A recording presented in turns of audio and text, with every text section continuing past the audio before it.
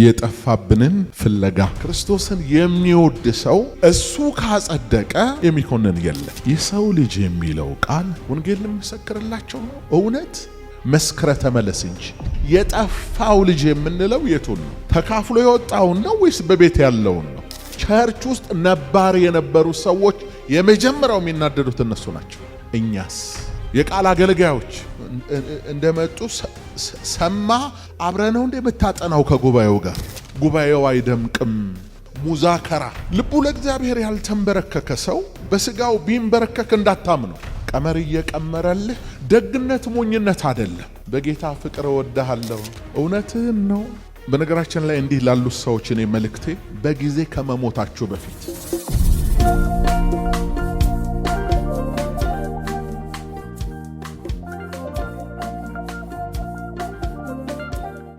ዛሬ እግዚአብሔር መልእክት ሰጥቶናል። ስሙ ይባረክ። የሰጠን መልእክት የጠፋብንን ፍለጋ የሚል ነው። የሉቃስ ወንጌል ምዕራፍ 19 ቁጥር 10 አንድ ቁጥር ብቻ ነው የምናነበው። የሰው ልጅ የጠፋውን ሊፈልግና ሊያድን መጥቷልና አለው። የጠፋብንን ፍለጋ በሚል ርዕስ ነው ዛሬ የምንማረው። እስኪ እግዚአብሔር ይናገረኛል ብሎ አምኖ የመጣ ሰው እጁን ያሳየኝ። መቼም ያለ ምክንያት አልተገናኘንም። በዚህ የሆነ የሚናገረኝ ነገር አለው። ተባረኩ። በነገራችን ላይ እግዚአብሔር ፍጥረተ ዓለምን ወይንም የሰው ልጆችን የሚያወጣው በቃሉ ነው። ሰው በእጅ ደግፎ ያወጣል። ሰው ለተቸገረ ሰው ወይ ገንዘብ ሰጥቶ ካለበት ችግር ያወጣል። ሰው እንዲህና እንዲያ ባለው መንገድ ነው የሚያወጣው። እግዚአብሔር ግን በቃል ነው ያወጣው። በቃል ያወጣል እግዚአብሔር። የሚያምን ሰው አለ? እኔ እግዚአብሔር ቃል ብርሃን ለጻድቃን ሁሉ እንዲበራላቸው ናፍቆቴ ነው። የመጨረሻው ምኞትህ ምንድነው ካላችሁ፣ እግዚአብሔር በቃል ዓለም ውስጥ ያለውን ታላቁን ብርሃን ታላቁን መገለጥ ወደ ውስጣችን እንዲያመጣው። ሰው በቃል መኖር ከጀመረ በሌላ ነገር መኖር ያቆማል። ሰው በእግዚአብሔር ቃል መደሰት ከጀመረ በሌላ ነገር መደሰት ያቆማል። ይሄን የምላችሁ እኔ ለስብከት እንዳይመስላችሁ፣ በእውነት የመጨረሻው ክላይማክስ ታውቃላችሁ፣ የመጨረሻውን አማኝ የሚነካው የእግዚአብሔር ቃል ሲበራለት ነው። ምክንያቱስ ቃሉ ራሱ እኮ ነው፣ ራሱ ነው። በመጀመሪያ የነበረው ቃል ነው። በእግዚአብሔር ዘንድ የነበረው ቃል ነው። ሎጎስ የሆነው ቃል ነው። ራሱ እግዚአብሔር ነው የተባለው ቃል ነው። ስለዚህ እግዚአብሔርን የሚወድ ክርስቶስን የሚወድ ሰው ከቃል ተለይቶ እንዴት ሊኖር ይችላል? በፍጹም እኮ የማይሆን ነገር ነው። ለዛ ነው ጌታችን ለቤተ ክርስቲያን የሰጣት ቃል ከቃሉ ጋር አንጽቶ ቀድሶ በቃል እንድትኖር ያደረጋት ቤተ ክርስቲያንን በዚህ ምክንያት ነው። በሕይወታችሁ የቃል ዓለም ይንቀሳቀስ።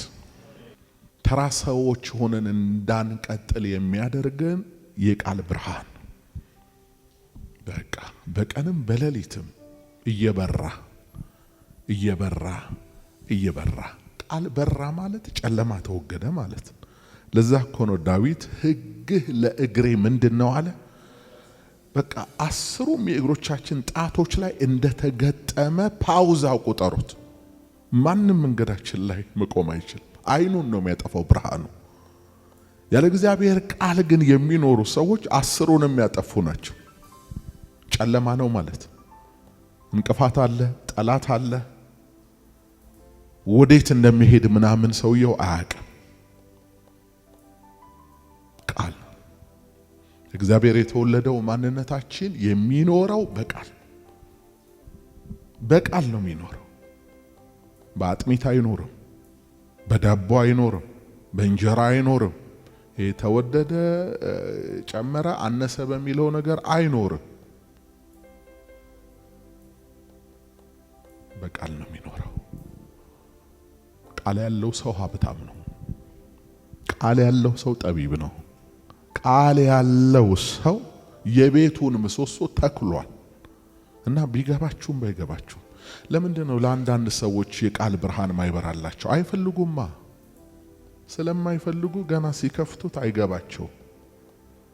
ከፍተውትም እንቅልፋቸው ይመጣል። በእግዚአብሔር ቃል የተሞሉ ሰዎች ሲናገሩ አንደበታቸው የጥበብ ምንጭ ነው። የትም አይረቱ። ከነሱ በኋላ ራሱ ሌላ ሰው ልጨምር ሲል ራሱ ይከብደዋል። ባንቺ ላይ አሁን ምን ጨምራለሁ፣ ባንተ ላይ ምን ጨምራለሁ ይባላል። ንግግርህ መዝጊያ ይሆናል። ምክንያቱም ሞገስ አለዋ፣ ሞገስ አለው።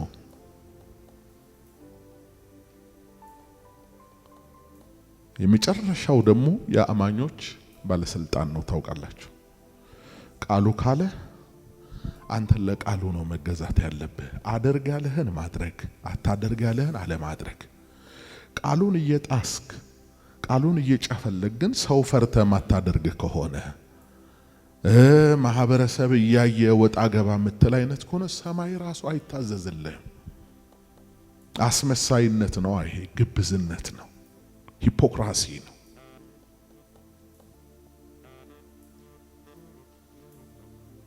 ብዙ እንዳትደክም፣ ብዙ እንዳትለፋ፣ ጥቂት ተንቀሳቅሰ የፍሬ ዛፍ እንድትሆን ምንጭ እንድትሆን ከፈለክ ከእግዚአብሔር ቃል ጋር ጊዜ አጥፋ።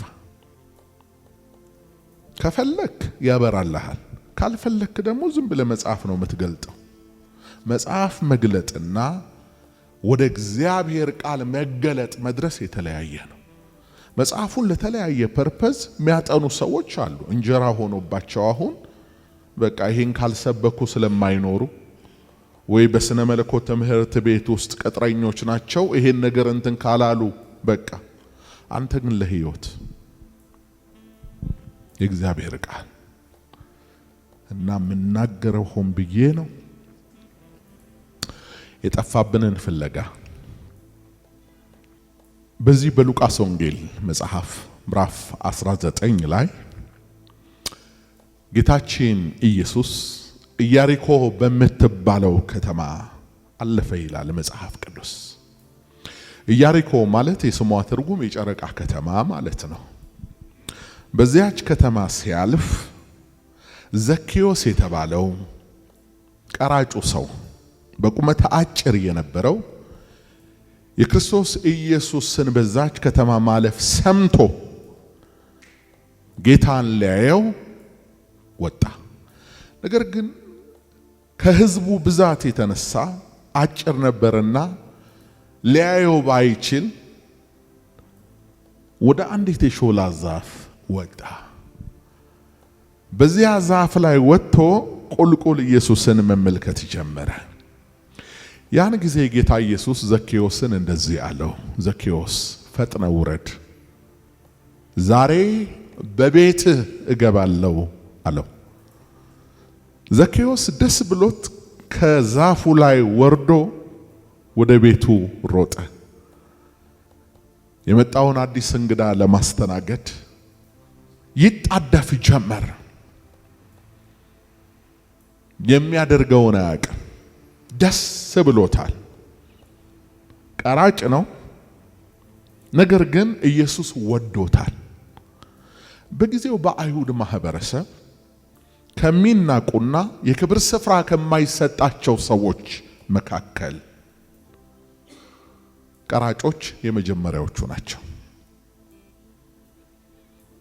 እናሱም ቀራጭ ስለነበረ በዚህ ምክንያት ምን እንደሚሰማው ባናውቅም፣ ነገር ግን ዛሬ የሆነው ነገር ሰውየውን እንደ ወትሮ እንዳይሆን አድርጎታል። በጣም ተደስቷል፣ ይፍነከነካል። ምን ይላል? በምን አወክ ካላችሁኝ ጌታችን ኢየሱስ ወደ ቤቱ ገብቶ ከዘኬዎስ ጋር በቆየበት ሰዓትና አንዳንድ የቃል ለውጦችን ስትመለከቱ በእርግጥም ዘኬዎስ ደስተኛ ነበር የሚለው ድምዳሜ ላይ ትደርሳላችሁ። ጌታችን ምን ነበር ሲል የነበረው? ዛሬ ለዚህ ቤት መዳን ሆኖለታል አላ። ማን ይከሰዋል? እሱ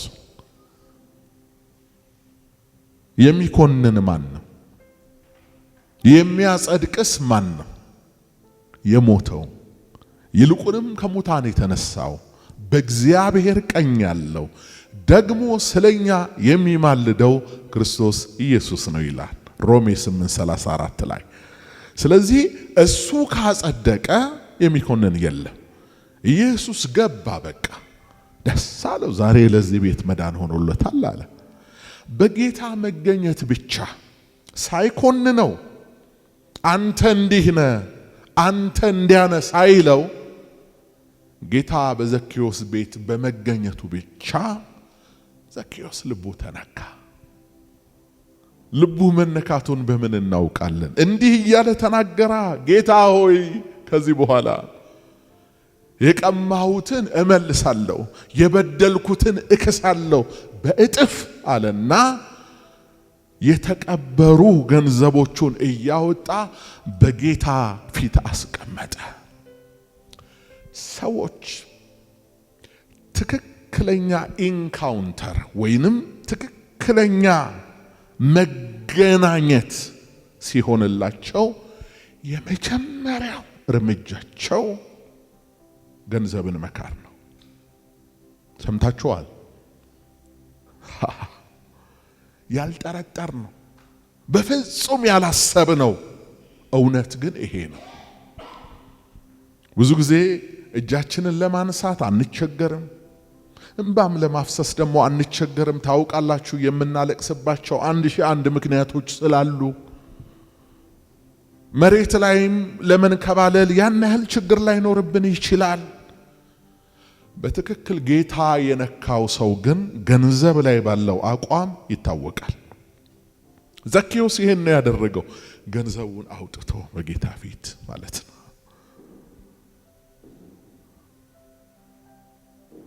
በገንዘቡ ላይ ጨከነ። ገንዘቡን ለእግዚአብሔር ያፈሰሰ ራሱን ለመስጠት አይቸገር። ግን እኛ የምናወራው በእርግጥ መሆን የነበረበት እንዲህ አልነበረም። ራሱን የሰጠ ያለውን አይከለክልም ነበር መሆን ያለበት። አብዛኛው ሰው ራሴን ለጌታ ሰጥቻለሁ እኔ ጌታ ነኝ ይላል። ገንዘቡ ግን የማን እንደሆነ እስካሁን አለየ። ሁለት ጌቶች አሉ፣ እግዚአብሔርና ገንዘብ።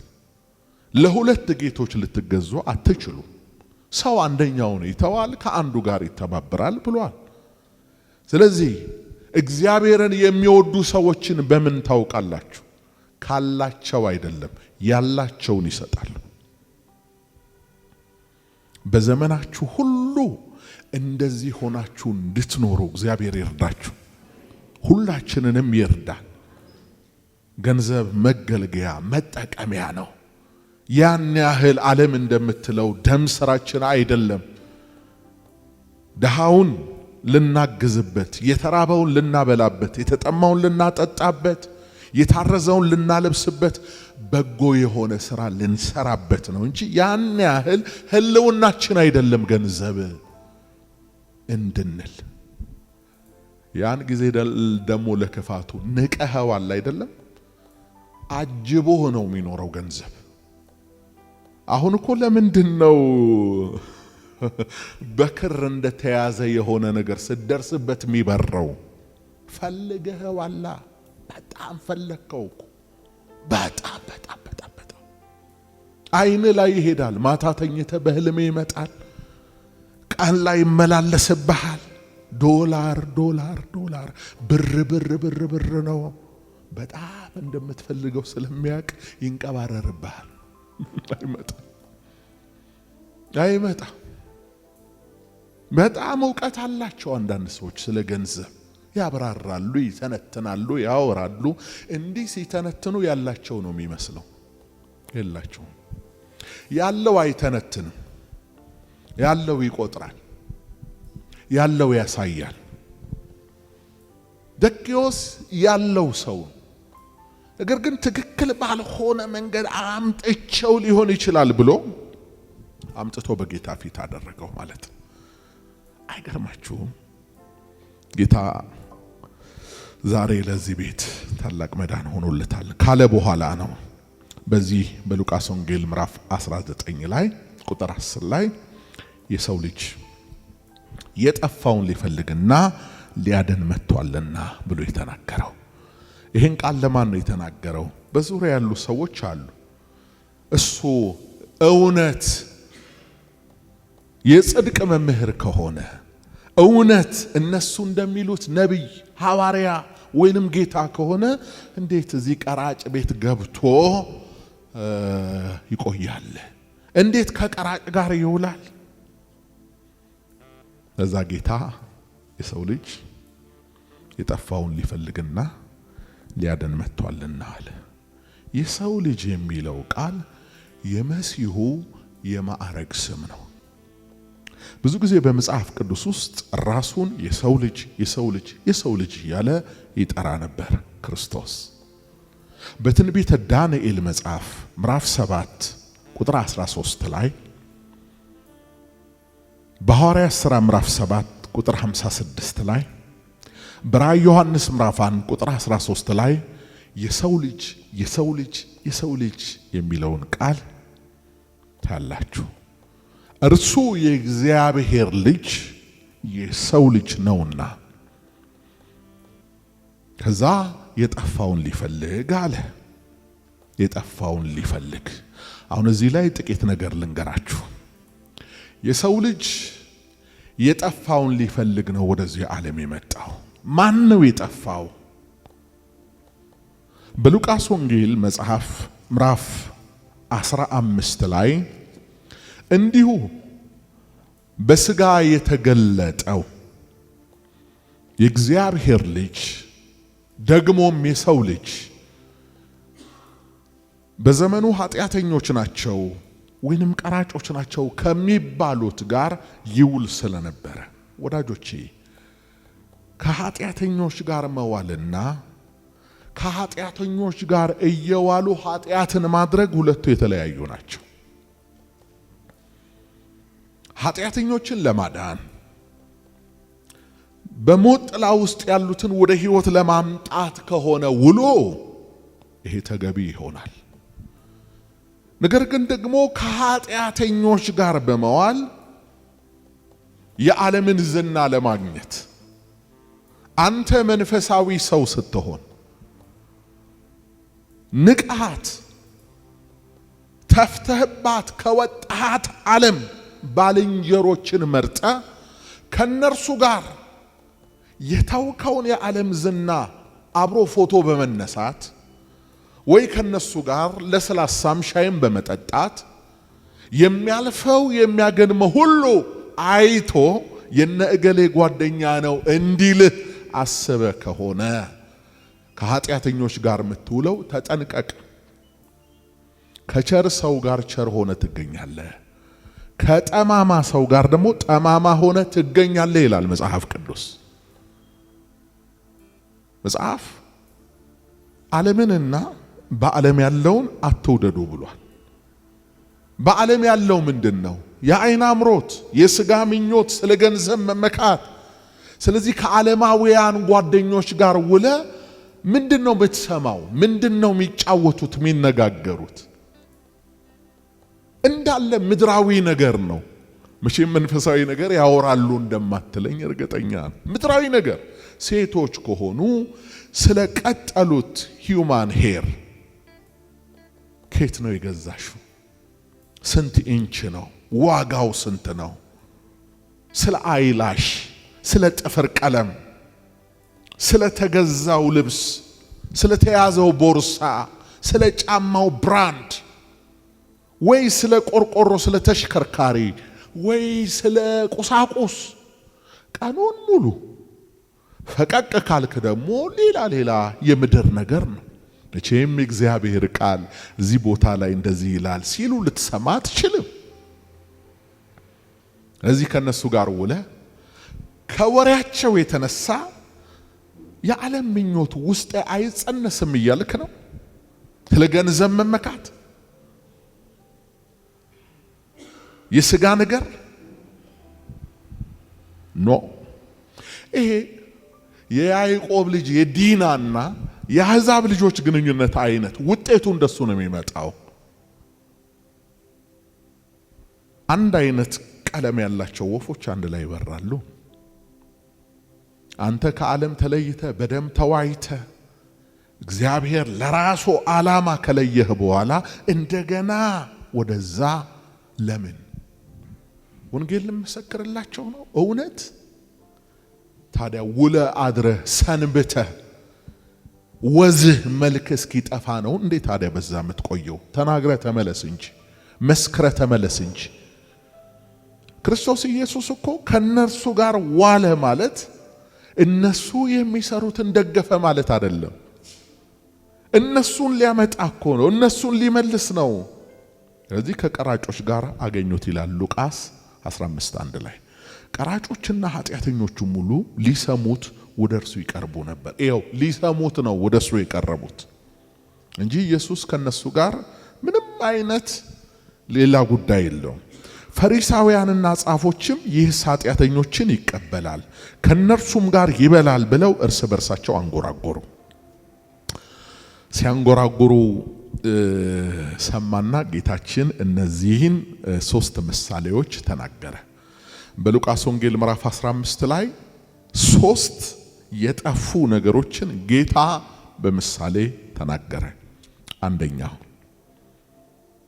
100 በጎች የነበሩት ሰው ሉቃስ 15 ቁጥር 3 እዚሁ አንድ ምዕራፍ ላይ ነው። አንድ ባለጠጋ ሰው ነበረ፣ 100 በጎች የነበሩት። ከመቶዎቹ በጎች መካከል አንዱ ጠፋበት። 99ን በዱር ተወና የጠፋውን አንዱን ፍለጋ ባዘነ። ያ በግ እስከ ወረደበት ጥልቅ ድረስ ወረደ። ባገኘውም ጊዜ ደስ አለው፣ በትከሻውም ተሸክሞ አመጣው። አንደኛው ምሳሌ ይሄ ነው። ሁለተኛው 10 ድሪም የነበራት ሴት፣ ነገር ግን ከ10ሩ ድሪም አንዱ በድንገት ወድቆ የጠፋባት ሴት ሉቃስ 15 ቁጥር 8 ላይ 10 ድሪም የነበራት ሴት ነበረች። ግን ድሪም የሚባለው በጊዜው እነሱ የሚገበያዩበት ገንዘብ ነው እና ከ10ሩ አንዱ ጠፋባት። ሲጠፋባት አንዱ ከነከናት። ወዳጆቼ ልብ በሉ፣ 100 በጎች ነበሩት፣ አንድ ነው የጠፋው። ይሄን ያህል ምንድነው ዋጋ የሚከፍለው? 99ኙ አይበቁትም ያስብላል። አሁንም እቺ ሴት 10 ነበራት፣ አንድ ነው የጠፋባት። ግን እንቅልፍ አታለች። ከዚህ በኋላ እርምጃ ልውሰድ፣ የጠፋብኝን ማግኘት አለብኝ አለች። ምን አደረገች? የመጀመሪያው ልባም ሴት ናት። ድሪሟ የት እንደጠፋባት አውቃለች። ቤቷ ውስጥ ነው የጠፋው። አንዳንድ ሰው አለ መክሊቱን አለኝ የሚለውን አንድ ነገር የት እንደጣለው አያውቅም። ለሱ ጸጋ መቀዝቀዝ፣ ለሱ ኃይል ማጣት፣ ለሱ ኪሳራ ተጠያቂ የሚያደርገው ጎረቤቶቹን ወይ ባልንጀሮቹን ነው። ዛሬ ላለህበት ማንነትህ ትላንትና ላይ ያሉትን ሰዎች ምትወቅስ ከሆነ ማለት ነው በወቀሳ ዓለም ውስጥ ትቆያለህ እንጂ ለለውጥ የሚያንደረድርህን ኢነርጂ አታገኝም። በትምህርት ውጤታማ ላለመሆኑ አንዳንድ ሰው ወላጆቹን፣ ማህበረሰቦቹን ወይ ደግሞ የሚቀጡት አስተማሪዎቹን ምናምን ወደ ኋላ የሚያነሳ ሁሉ ጎዳና ላይ ነው ያለው። በየትኛውም ሁኔታ ግን ያን ተጽዕኖ ተቋቁሞ ደግሞ ውጤታማ የሆነ ሰው ደግሞ የምስጋና ርዕስ እንጂ ያለው ብዙ ኮምፕሌኖችን ምናምን አትሰሙ። ከጠቀሰም እንኳን ለትምህርት ነው የሚጠቅሰው። የት ነው የጣልከው ድሪምህን? ራሷ ጋር ነው የጠፋው። በሯን ዘጋች፣ መብራቷን አበራች፣ ቆሻሻዋን ጠረገች፣ ድምፅ ሰማች፣ ቅጭል አለ። የጠፋው ድሪሜን አንዱ ተገኘ። ደስ አላት። ጎረቤቶቿን ሁሉ የጠፋው ድሪሜን አገኘሁት፣ የጠፋው ድሪሜን አገኘሁት፣ ከኔ ጋር ደስ ይበላችሁ አለች ማለት ነው። ሶስተኛው ታሪክ ሁለት ልጆች የነበሩት አባት። በተለምዶ የጠፋው ልጅ እንላለን። ምን ማለታችን? ብዙ ጊዜ በቤተ ክርስቲያን በድራማ በተለያየ መንገድ ስለለመድነው ነው እንጂ የጠፋው ልጅ የምንለው የቱን ነው? ተካፍሎ የወጣውን ነው ወይስ በቤት ያለውን ነው? እስኪ ያስቡት። መጥፋት ማለት ምን ማለት ነው? ያስኬዳል እኮ በከፊል። ግን እኛ ጠፍቷል ስንል አንድ ሰው ምን እያለን ነው? እና ሁለት ልጆች የነበሩት አንድ ሰው ነበረ አለ ጌታ። ከሁለቱ መካከል አንዱ አባቱን ገንዘቤን አካፍለኝና በኋላ በውርስ የማገኘውን የምሰጠኝን አካፍለኝና ልሂድ፣ ካንተ ጋር መኖር አልፈልግም አለ። በቃ አባትየው ምንድነው ያደረገው? አካፈለው።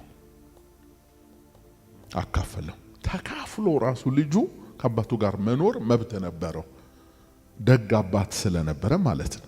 ነገር ግን ልጁ ተካፍሎ ወጣ። መጽሐፍ እንደሚል ወደ ሩቅ ሀገር ሄደ ይላል። ከአባትየው ፕሬዘንስ እየራቀ ከቤተሰቡ እየራቀ ሄደ። ከዛ ገንዘቡን ምን አደረገ ይላል? በተነ። ለአመንዝሮች፣ ለቀራጮች፣ ለምናምን በተነ። ገንዘብ ሲባል እኛ የምናስበው ሁል ጊዜ ብር ነው።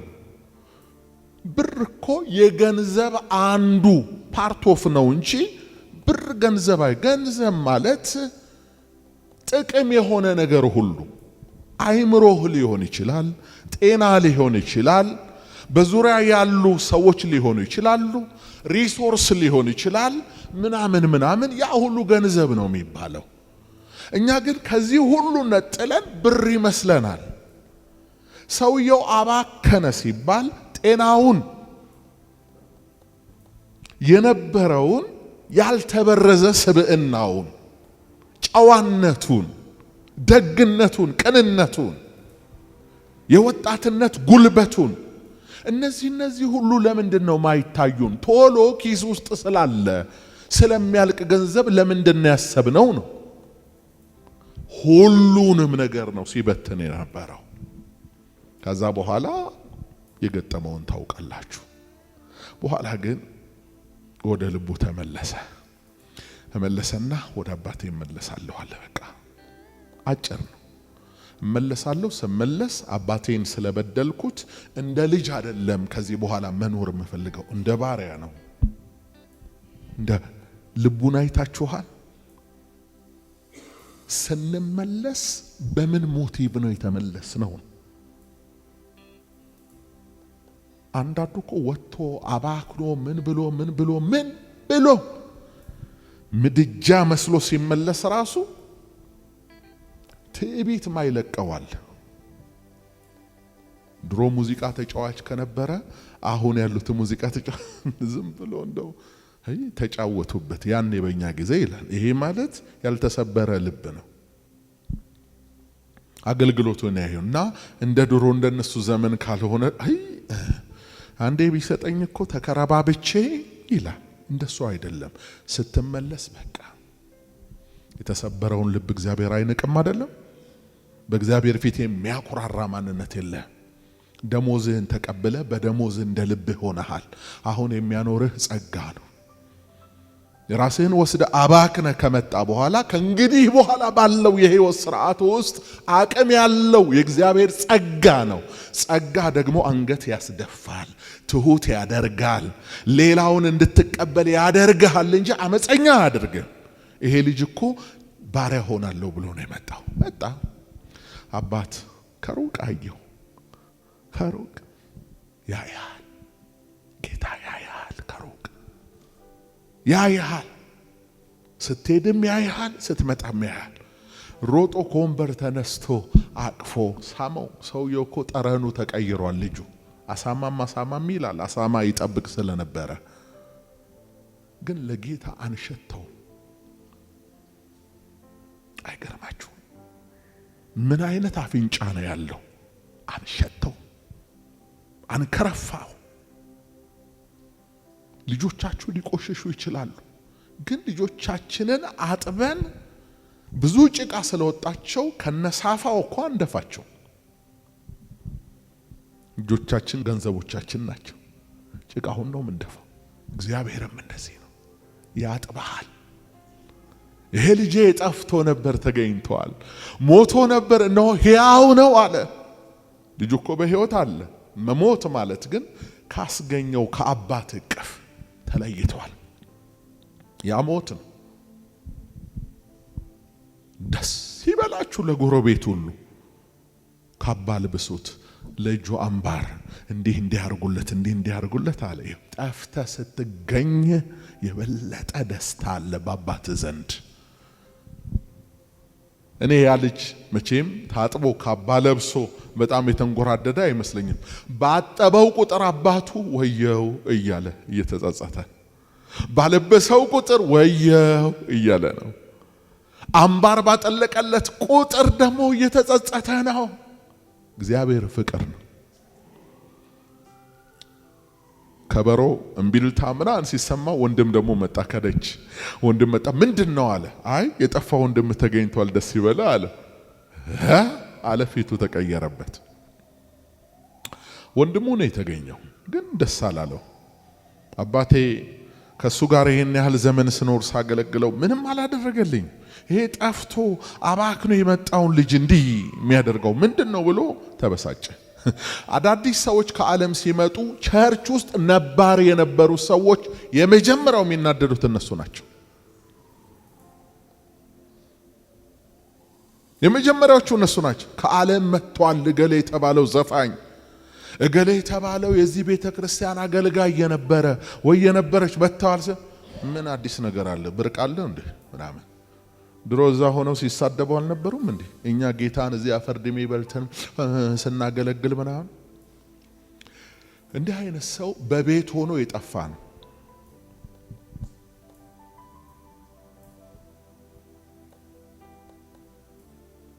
ከዛ የሚደረገው ነገር ተደረገ። አሁን መልእክቱ ምን መሰላችሁ? መልእክቱ ጠፍተው የተገኙ ነገሮች ናቸው። ይኸውልህ ሶስቱም ተገኝተዋል። በጉም ተገኝቷል፣ ድሪሙም ተገኝቷል፣ ልጁም ተገኝቷል።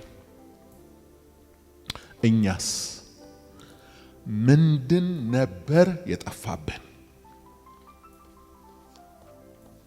ምንድን ነው እኛ የጠፋብን? የዘፍጥረት መጽሐፍ ስለ ዮሴፍ የሚያወራበት ክፍል ማለት ነው። ዘፍጥረት 45 ቁጥር 26 ላይ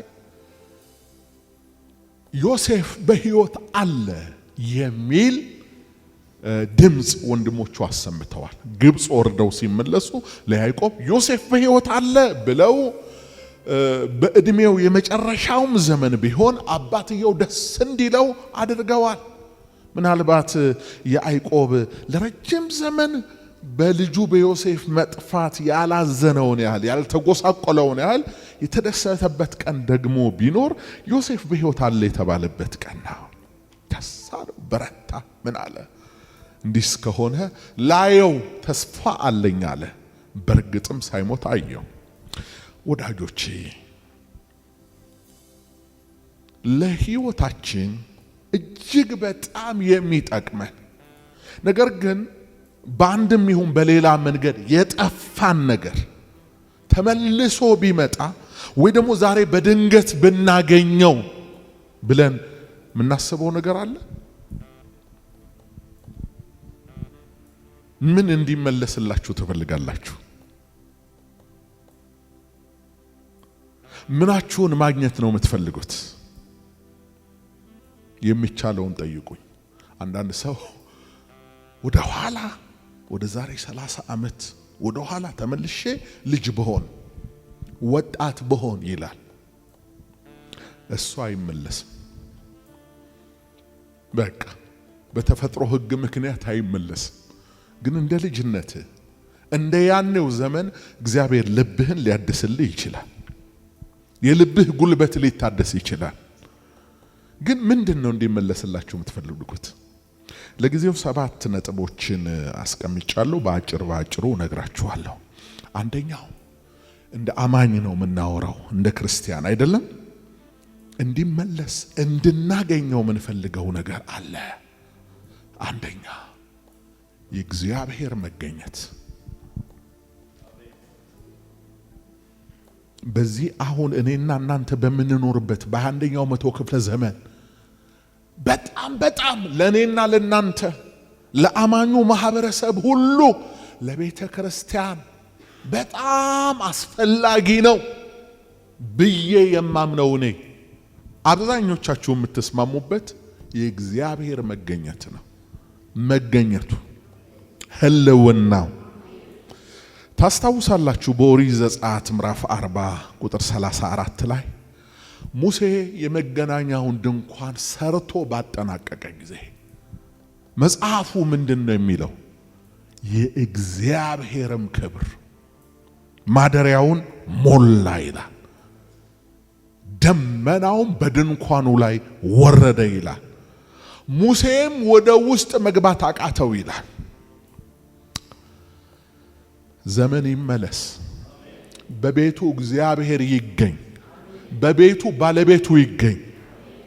ባለቤቱ በቤቱ ከተገኘ እኮ እንኳን ሌላው ሰው ሙሴ ራሱ መግባት አልቻለም። ለምን?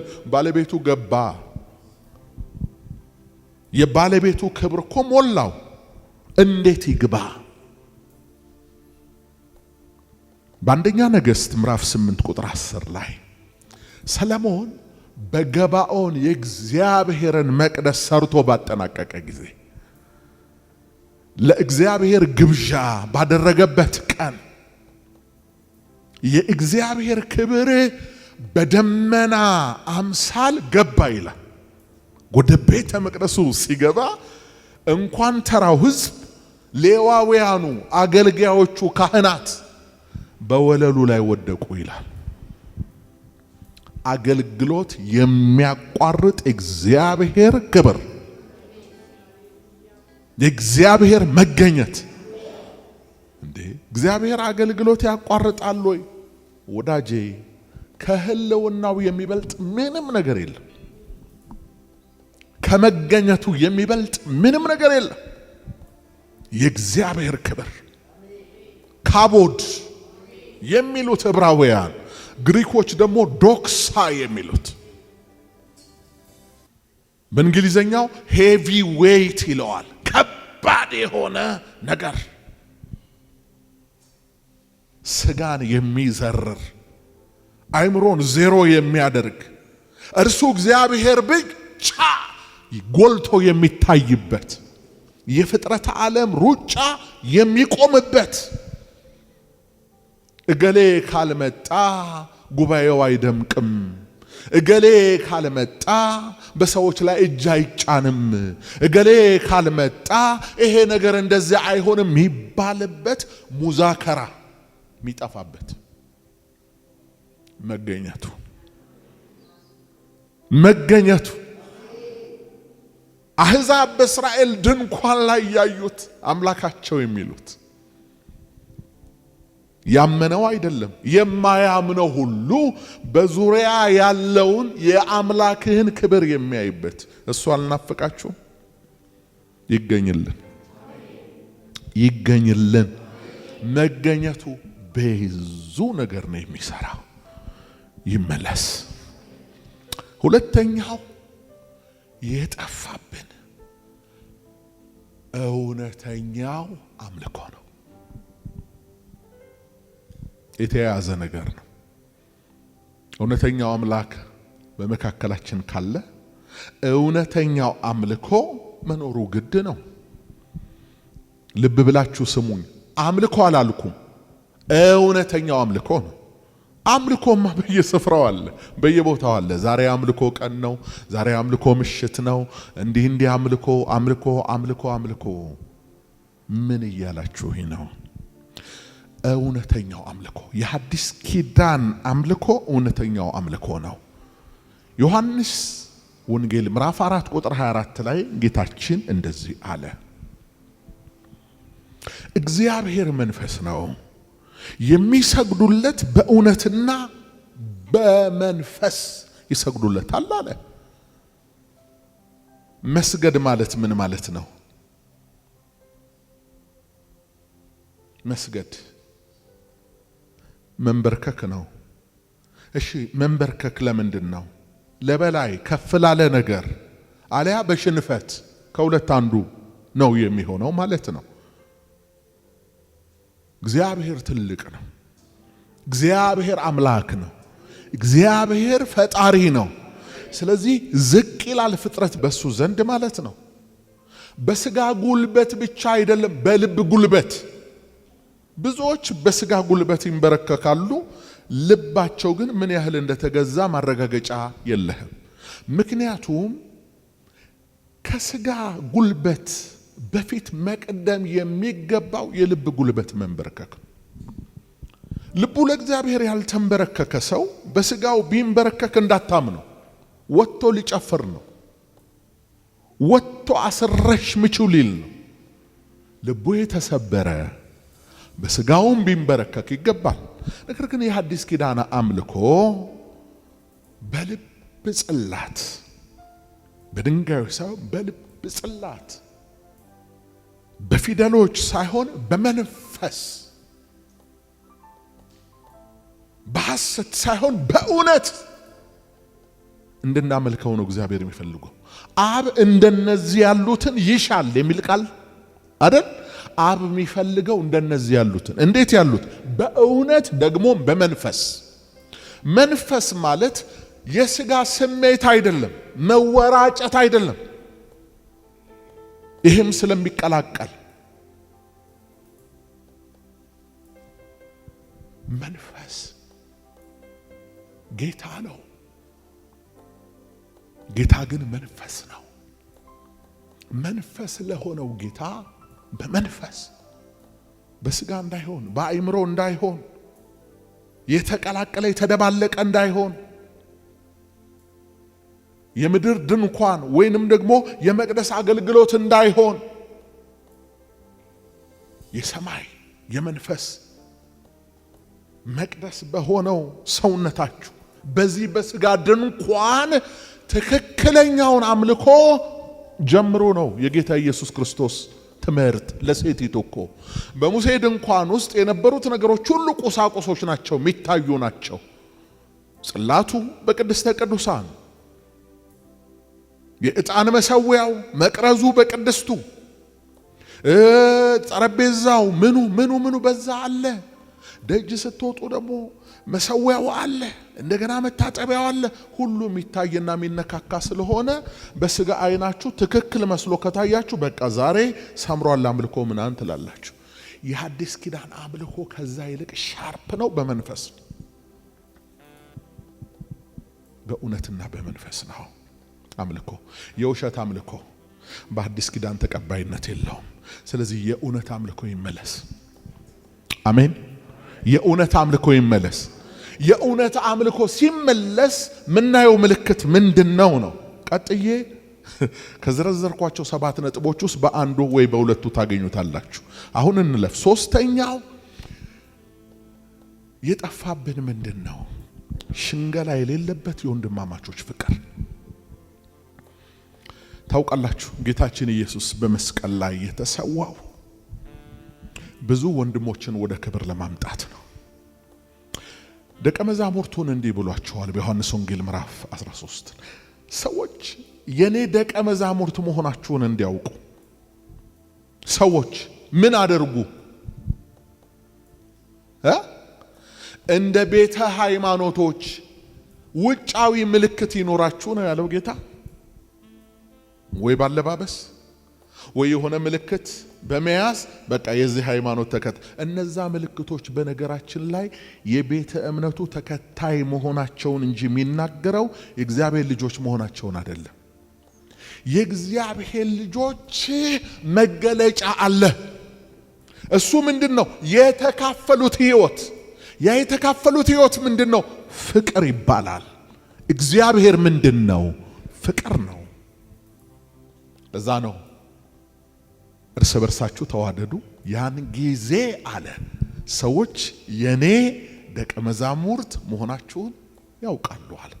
መዋደድ፣ እውነተኛ መዋደድ፣ ሽንገላ የሌለበት፣ ለበጣ የሌለበት፣ ይሄ ሲያቅፍ ስታቅፊው ማይሸከከሽ የወንድም ፍቅር። በነገራችን ላይ እናውቃለን እኮ ሰዎች በምን አይነት አስተቃቀፍ እንደሚያቅፉን እናውቃለን። እንኳን አሁን መንፈስ ቅዱስን ጠጥተን አይደለም፣ ለወትሮም ቢገባን ነበር። ትከሻዬ ነገረኝ ትላለህ አይደል? የሚወድህና የማይወድህ ሲያቅፍህ። አሁን ደግሞ በመንፈስ ቅዱስ በውስጣችን ያለው መንፈስ ይመሰክራል። ከልቧ ተወድሃለች፣ ከልቡ ይወድሃል ይላል። ታጠጋጋለህ። እጅህ ራሱ ለማቀፍ አይሸክከውም። የሽንገላ እስከሆነ አይዝም። እጅሽ ራሱ አይዝም። ስታቅፊ በድን ይሆናል። ሴሎች ራሱ አይነቁም። ፈገግታው ራሱ የውሸት ነው። ከዛ አይን ቶሎ መለስ ታደርጋለህ። የምትወደው ወንድምህን ግን አይን አይኑን ነው የምታዩ። የምትወጃትን እህትሽን አይን አይኗን ነው የምታዩ። እሱ የክርስቶስ ፍቅር፣ የእግዚአብሔር ፍቅር ይመለስ። ዕብራውያን 13:1 ላይ የወንድማማቾች መዋደድ ይኖር ይላል። እንደገና ሁለተኛ ጴጥሮስ ምዕራፍ 1:7 ላይ ጨምሩ ጨምሩ ጨምሩ፣ በወንድማማቾች መዋደድ ላይ ጨምሩ፣ በፍቅር ላይ ጨምሩ ይላል። የተካፈልነ እግዚአብሔር ፍቅር አለ፣ እየተጨመረ የሚሄድ ነው። አንተ ነህ የምትጨምረው፣ አንተ ነህ የምታበዛው። እወድሃለሁ በማለት በጎደለው በመሙላት በፈረሰው በመቆም ሲጠፋ በመፈለግ ሲመጣ ወንበር በመልቀቅ ሲያገለግልም በሱ አገልግሎት ደስተኛ እንደሆንክ በመናገር አገልጋዮችን አፕሪሼት በማድረግ ባንተ ተባረካለሁ ባንቺ ተባረካለሁ በማለት አገልጋዮችም መተው የተገለገሉትን ምእመናን እነሱም በመባረክ እነሱ ባይኖሩ ለጣራና ለግድግዳ እንናገርኛ። የወንድማማቾች መዋደድ ሽንገላ የሌለበት ጠፍቷል። ሽንገላ ማለት ልክ እንደዚህ እንደ ዛሬው አማኝ አንዳንድ ሰነፍ ጴንጤ ያለ አይደል? በሆዱ ቀመር እየቀመረልህ በጌታ ፍቅር እወድሃለሁ። እውነትህን ነው። አንዳንድ ሰው አርጅቶ አራዳ ይሁን ድሮ ብዙ ነገር ስላለፈበት ከጎለመሰ በኋላ ነው አራዳ ልሆን እያለ የሚሞክረውና አያምርም። በቃ ባጭሩ አያምርም። አንተ የሚያምርብህ እንደ እድሜ ለምንድን ነው የምትሸነግለው? ቅሬታ ካለብህ ፊት ለፊት ተናገር፣ ገስጽ። ወንድማማቾች ይጋሳጻሉ፣ ይመካከራሉ፣ ይቆጣሉ። በቁጣቸው ላይ ፀሐይ አይገባም እንጂ የተገለጠ ሕይወት አለ። አንተ ምንድነው እንደ ሐረግ እንደዚህ የተጥመለመልክ ምትኖረው? የሽንገላ ከንፈሮች ዲዳ ይሆናሉ ይላል መጽሐፍ። ስለዚህ ሽንገላ የሌለበት ፍቅር ይመለስ። አራተኛው ምስጋና ነው። ምስጋና ታውቃላችሁ፣ አሁን ባለው ዘመን ምስጋና የሚባል ነገር እንደው ከምድር ላይ እንደ ብርቅዬ አራዊት እየጠፋ ያለ ይመስላል። ብዙ ጊዜ ምስጋና ትዝ የሚለን እኛ ቤተክርስቲያን አካባቢ ስንመጣ ነው። ለአንዳንዱ ምስጋና ማለት መዝሙር ይመስለዋል።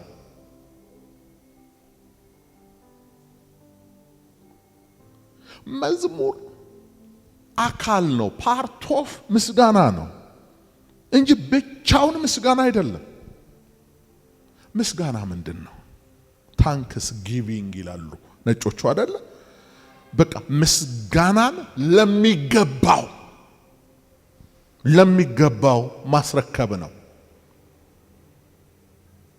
ተቀብያለሁ ነው፣ አመሰግናለሁ ነው፣ ደርሶኛል አመሰግናለሁ፣ ተካፍያለሁ አመሰግናለሁ፣ ሆኖልኛል አመሰግናለሁ። ታዲያ ምን ልቁጠር ካላችሁኝ ወዳጆቼ፣ ማናችንም ሲጀመር ራሳችንን ገጣጥመን ወደዚህ ምድር አልመጣን። ከምድር አፈር አበጅቶ የሕይወትን እስትንፋስ አካፍሎ ምድርን ግዟት ብዙ ብሎ በዚህ ውብና ድንቅ በሆነችው አስገራሚ ፕላኔት ላይ እኔ እንደዛ ነው ማምነው። ምድር ውብና አስደናቂ ናት። ዛሷይ ለምንድነው ጨረቃ ላይ ወተን መኖር ያልቻልነው? ሌሎች ፕላኔቶች እኮ አንተን ለማኖር የሚያስፈልገውን ነገር ሁሉ ስላልያዙ ነው በውስጣቸው። ውሃ የሌለባቸው አሉ፣ ቅጠል ማይበቅልባቸው አሉ ምናምን። ምድር ግን ላንተ ሁሉንም ይዛለች። ባለጠጋ ናት። ምድርን ጎበኛሃት አጠጣሃትም፣ ብልጥግናዋንም እጅግ አበዛ ይላል። ባለጠጋ ናት። ከከርሰ ምድር የሚወጣውን ማዕድን ተመልከት። የለበስከው እሱን ነው።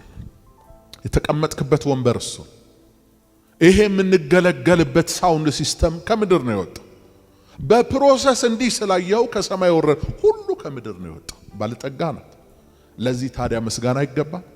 ዳይመንድ ላይ ያቆመህን አምላክ፣ ወርቅ ላይ ያቆመህን አምላክ፣ አንተ ላብ የምታክል ወርቅ አንገቴ ላይ ካልመጣ እሞታለሁ ነው የምትለው። አምላክ ግን ያቆመህ ዳይመንዱ ላይ ነው። ከእግርህ በታች ከረገጥከው መሬት በታች ማትዘረዝራቸው ብዙ ነገሮች አሉ። ፈልገህ የማውጣት ያንን በልዩ ጥበብ ደግሞ ወደ ራስ ጥቅም ማምጣት ያንተ ድርሻ ነው። ጌታ ምን ያደርግ? አይምሮ ሰጥቶ ጥበብ ሰጥቶ እግዚአብሔር እኮ አንተ ክቡር ነህ ሲል ነው። ወርቁን ከላይ አላደረገውም። ወርቁንም ምኑንም ከታች አንተን ከላይ። ከኔ በላይ ያለው እግዚአብሔር ብቻ ነው በል እስኪ። ከዛ ውጪ በዚህ ምድር ላይ ገዢ እኔ ነኝ። ይህን ስታስብ ምስጋና በአፍ ይሞላል። አመሰግንሃለሁ ማለት ትጀምራለህ። እባርክሃለሁ ማለት ትጀምራለህ። በጌታ በኢየሱስ ምስጋና በአፋችሁ ይሙላ። አንደኛ ዜና ምዕራፍ 16 ቁጥር 23 ላይ በምድር ሁሉ እግዚአብሔርን አመስግኑ፣ ምድር ሁሉ እግዚአብሔርን አመስግኑ፣ ዕለት ዕለት ማዳኑንም አውሩ ይላል። ምድር ሁሉ ሲል በማደሪያው አዳሪውን እየተናገረ ነው። ምድር ሁሉ እግዚአብሔርን ምን በሉ? አመስግኑ፣ ዕለት ዕለት ምኑን? ማዳኑን አውሩ። ወዳጆች የሚያሰነብተን የእግዚአብሔርን ማዳን ማውራታችን፣ የሚያሰነብተን ምሬት ማጉረምረም ዓለም የሚሰጠንን ዜና እሱን መድገም ሳይሆን ዕለት ዕለት ማዳኑን እናውራ። ምን ማለት ነው? ማዳኑን እናውራ። ተወጥሮ ሳለ ከተማው መንደርህ ተጨንቆ ሳለ ባንተና በቤትህ ላይ ቋጥኝ ተንከባሎ አንድ እርምጃ ቀርቶ ሳለ እግዚአብሔርን ባርከው። ምን እያልክ? በተከበበ ከተማ ድንቅ ምሕረቱን በእኔ ላይ ገለጠ። እግዚአብሔር ይባረክ። የኔን ልብ እንደ መህልቅ የያዘው ቃል ነው ይሄ። ባይዘዌ ዳዊት የተናገረው ቃል ሁልጊዜ በሚያስጨንቁ ሁኔታ ውስጥ በውጥረት ውስጥ ሁሌ አፌን ከፍቼ እግዚአብሔርን መባረክ። በተከበበ ከተማ ለምን በመትረየስ አይታጠርም? ድንቅ ማዳኑን በእኔ ላይ ገለጠ። እግዚአብሔር ይባረክ። አንተን ለማዳን አይደክምም፣ አንተን ለማውጣት አይደክምም። ስለዚህ አንተ ስራ እግዚአብሔርን መባረክ ይሁን። አምስተኛው ትጋታችን ጠፍቶብናል። ትጋት አንዳንድ ሰው ታውቃላችሁ፣ በጊዜ ሂደት ምን እንደሚገጥማቸው ባናቅም ብዙ ምክንያት ይኖራልና ይቀንሳሉ። ተነሳሽነታቸው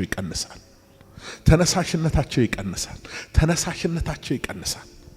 ዓለም ደግሞ ለትጉሃን ናት። ምድር ደግሞ ለትጉሃን ናት። ካልተጋን አትከፍለንም። ትጋት እንደሚከፍል ታውቃላችሁ። ትጋት ይከፍላል በሉ እስኪ። የተጉ በከፍታቸው አሉ። አሁን የምታያቸው ቀና ስትል ትልልቅ ከፍታን የረገጡ ህዝቦች፣ ግለሰቦች ብታያቸው ከወንበዴዎቹ ውጪ ማለት ነው። ወንበዴዎች ቢወጡም ይወርዳሉ። አብዛኞቹ ግን ትጉዎች ናቸው። ላባቸውን ጠፍ ያደረጉ፣ ከእንቅልፋቸው ቀንሰው፣ ከእረፍታቸው ቀንሰው፣ ከጫወታቸው ከመዝናኛ ጊዜያቸው ቀንሰው በዘመናቸው ላይ ኢንቨስት ያደረጉ፣ ለእውቀት ዋጋ የከፈሉ፣ ለጥበብ ዋጋ የከፈሉ፣ ጥሪት ለመሰብሰብ የደከሙ የተጉ ዛሬ ስታያቸው ህይወታቸው ይናገራል። ሰለሞን በምሳሌ 12 ቁጥር 24 ላይ የትጉ እጅ ትገዛለች፣ የታካች እጅ ግን ትገብራለች ይላል። መግዛት ትፈልጋለህ? ማንኛውንም ነገር መግዛት ትጉሁን። ምሳሌ 10 ቁጥር 4 ላይ የታካች እጅ ችግረኛ ታደርጋለች አለ፣ የትጉ እጅ ግን ባለጠጋ ታደርጋለች አለ። በቃ ቁጭ ብሎ አንድ ሰው ዝም ብሎ ኮምፕሌን የሚያደርግ ብሌም የሚያደርግ ከሆነ እንደው ስትገጥሙት አላ አንዳንድ ሰው አለ አይደል? አይጠፋም እኮ በአንዳንድ ቦታ፣ አንዳንድ መንደር ውስጥ፣ አንዳንድ መስሪያ ቤት ውስጥ፣ አንዳንድ ጓደኞች መሃል አንድ አለ ለሆነ ነገር ሁል ጊዜ በቃ ከአፉ የሚወጣው በቃ ልብ ውርድ የሚያደርግ ነው። በነገራችን ላይ እንዲህ ላሉ ሰዎች እኔ መልእክቴ በጊዜ ከመሞታችሁ በፊት ማጉረምረምና ማማረር ራስህን ነው ጠብሶ የሚገልህ። ከጓደኞች ቀድመ ወደ መቃብር ከመሄድ በፊት ከማጉረምረም ወደ ምስጋና ህይወት ውጣ። ለራስህ ስትል፣ ለማንም አይደለም። ሁሉን ትችላለህ። ስርዓቱን አማሮ፣ መብል መጠጡን አማሮ፣ ጨርቁን አማሮ፣ ቁሳቁሱን አማሮ፣ ሚያየውን አማሮ፣ ሚሰማውን አማሮ እሱ ጋር ስትደርሱ ምንም አይነት ኃይል የለም። የሆነ የመርዶ ወይ ደግሞ የሆነ እናንተ መስማት ማትፈልጉትን ነገር ይዞ ይጠብቃቸዋል። እግዚአብሔር ይመስገን እኔ አጠገብ እንደዚህ አይነት ሰው የለም። የጸዳ ነው። አንተም አጠገብ አይኖርም፣ አንቺም አጠገብ አይኖርም። ምንም በቃ ምንም ነገር ወደ እናንተ የሚያመጣው በጎ ነገር የለም። አስወግደው። ትጋት ይከፍላል ወገኖቼ። ለመንፈሳዊ ነገርም እንደዚህ ሆኖ ትጉ። በእግዚአብሔር ቃል መሰልጠን፣ እግዚአብሔር በእናንተ ምድርን እንዲጠራ የምትፈልጉ ሰዎች፣ ቃል የምታገለግሉ ሰዎች ዝም ብላችሁ አትቀመጡ። ትምህርት አያልቅም፣ እውቀት አያልቅም። ቆመህ ተናግረህ ስትወርድ ያልቃል። እንደገና መሞላት አለብህ። አንተ ግን ለራስህና ለትምህርት ተጠንቀቅ እንዳለው ጢሞቴዎስን ማንበብ፣ መትጋት፣ መጸለይ ለረጅም ዘመን ባለህበት የሚያስቀጥልህ ትጋትህ ነው። አንተ እግዚአብሔር ሰው ሆይ፣ የቃል አገልጋዮች መጽሐፍትን በመመርመር የሚሻለውን ጥበብ በመስማት ከዛ በመጸለይ ሀብታም መሆን ይቻላል። የእግዚአብሔር ቃል ሀብት ይከማቻል። ትጋት። አንድ ገጽ ግን ለማንበብ የሰነፈ አገልጋይ እንዴት ሆኖ ነው ህዝብ ቃሌን ይሰማኛል እኔ መልእክት አለኝ የሚለው? እዚህ መጣና እንደምንም ብሎ የጸጋ ዘመን ነው፣ መንፈስ ቅዱስ ባወጣ ያወጣኛል፣ ትናገራለህ። በልስኪ በደቡብ በኩል ተቀምጦ የነበረው ከነዓናዊው የአራር ንጉሥ በአቃሪም መንገድ እስራኤል እንደመጡ ሰማ። ከእስራኤል ጋር አብረህ ነው እንደ የምታጠናው ከጉባኤው ጋር? ስድስተኛው ደግነትና ቅንነታችንን አተናል። የጠፋብን ደግነት አለ፣ ቅንነት አለ። ደጋጎች ከዚህ በፊት የሚገርም ደግነት፣ ሰው እንደ ሞኝነት የቆጠረባችሁ፣ ሰው እንደ ቂልነት የቆጠረባችሁ ደጋጎች ከተወጋችሁበት ስለት ካረፈባችሁ ጠባሳ የልብ ስብራት የተነሳ ደግነታችሁን ትታችሁ አውሬ የሚያጫውታችሁ ሰዎች ወደ ደግነታችሁ ተመለሱ። ደግነታችሁን ፈልጉ። እርሱ የእግዚአብሔር ባህሪ ነው። እግዚአብሔር ደግ ነው። ኢየሱስ ደግ ነው። ደጉ ሳምራዊ የሚል ቅጽል የተሰጠው እሱ ብቻ ነው። እግዚአብሔር ደግ ነው። ደግነት ሞኝነት አይደለም። ደግነት አለማወቅ አይደለም። በነገራችን ላይ ደግነት ስጦታ ነው። ማንም ደግ ልሁን ብሎ ደግ አይሆንም። ስለዚህ ደጎች በዚህ ደስ ይበላችሁ። እንደናንተ ማንም ሰው ከመሬት ተነስቶ ደግ ልሁን አይልም። ደግነት ደም ስርህ ውስጥ ነው ያለው፣ ሴልህ ውስጥ ነው ያለው። ትምህርት ቤት ሄደ ተለማምደህ አጥንተ ደግ አትሆንም። ለዛ ነው አንዳንድ ሰዎች በጣም ቲያትር ይሰራሉ ደግ ለመምሰል ምናምን፣ ለደሃ እንጀራ እንዲህ በመሶብ ተሸክመው በህዝብ ፊት፣ ወይ ደግሞ ትንሽ ዱቄት ምናምን ዘይት ያረጉና ካሜራ ገብቷል ዱቄቱ ዘይቱ ገብቷል ልቅባ ላይቭ ነው።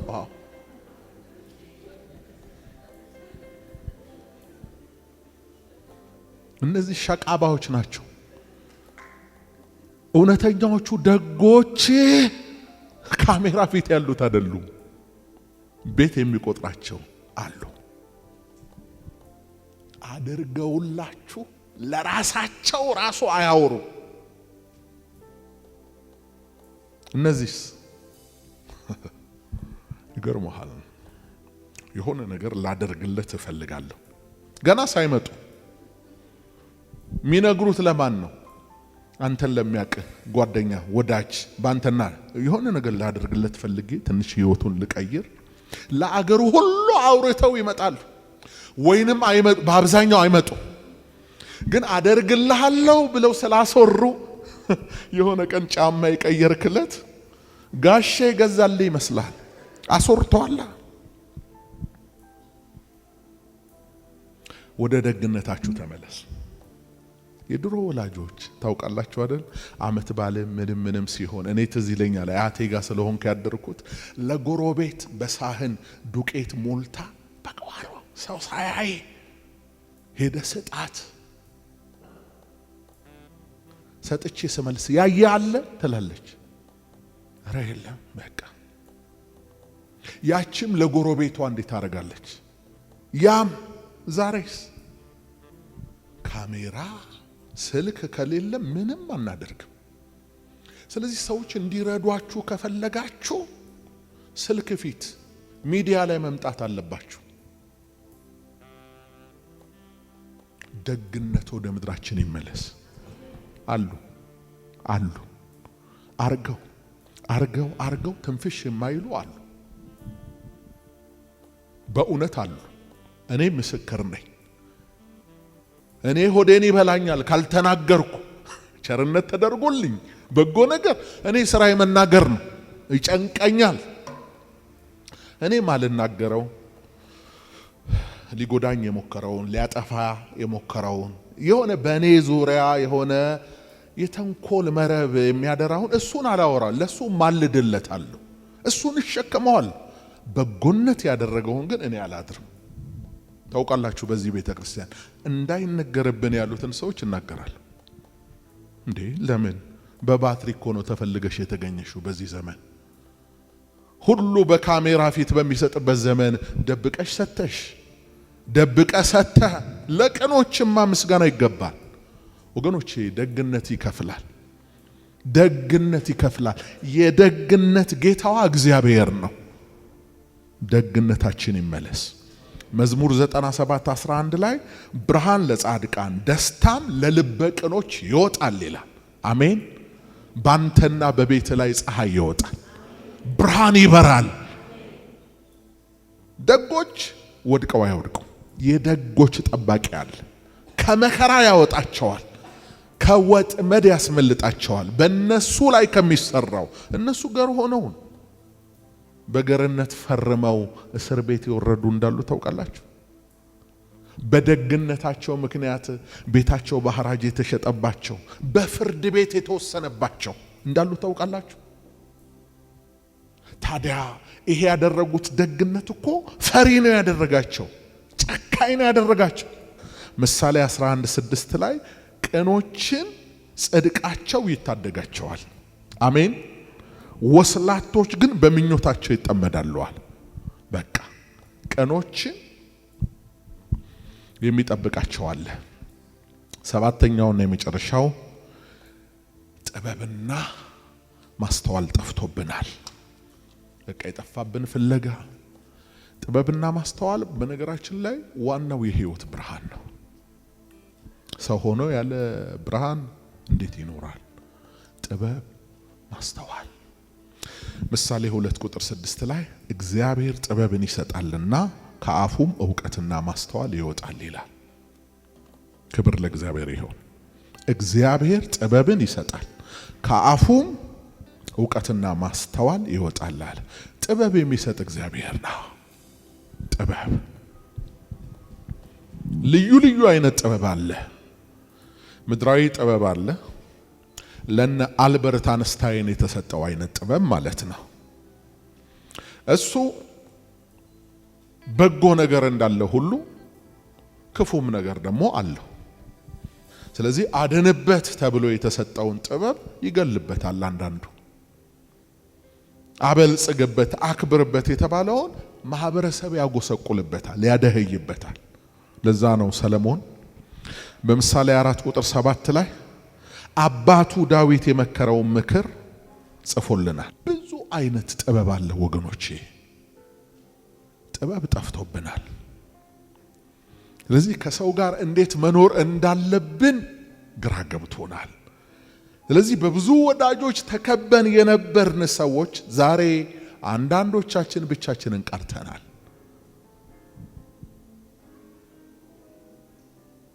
ብዙ የሚራሩልን ሕይወታቸውን ሊሰጡን እንኳን የተጠጋጉን ብዙ ሰዎች የቤት ሰራተኞቻችን እንኳን ሳይቀሩ ነበሩ። ጥበባተን የቤት ሰራተኛን እኮ ለረጅም ዘመን በቤት ማኖር ጥበብ ይጠይቃል። እከፍላለሁ ብሎ የደነፋ ትንሽ ነገር በተሰበረው ቁጥር ያንቧረቀ በዚህ በተወደደ ሰራተኛ አገኝ።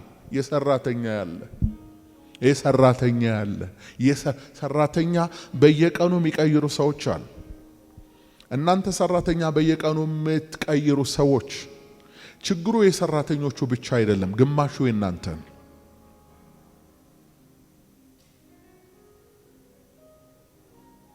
ኃይለኛነታችሁን ቀንሱ።